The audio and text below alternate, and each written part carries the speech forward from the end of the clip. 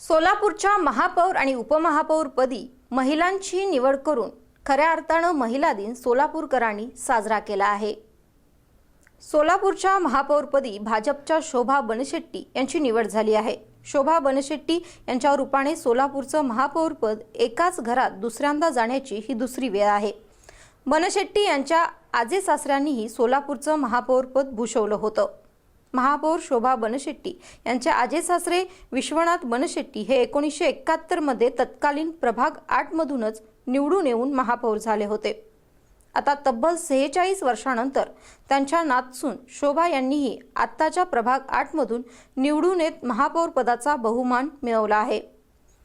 विश्वनाथ बनशेट्टी यांनी सलग 50 वर्ष नगरसेवकपदी निवडून येत विक्रम केला होता, तर शोभा बनशेट्टी या सलग चौथ्यांदा विजयी झाल्या आहेत।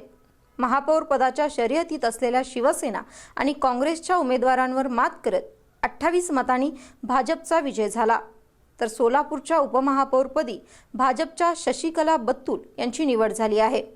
102 सदस्य असलेल्या सोलापूर महापालिकेत महापौर पदाच्या मतदानावेळी भाजपला 49 मतं मिळाली, शिवसेनेला 21 तर काँग्रेसला 18 मतं मिळाली। राष्ट्रवादीच्या 4ही सदस्यांनी काँग्रेसच्या उमेदवाराला मतदान केलं।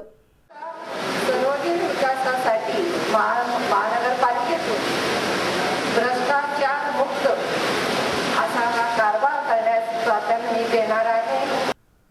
SBN मराठी, वासी मत्तार, सोलापूर।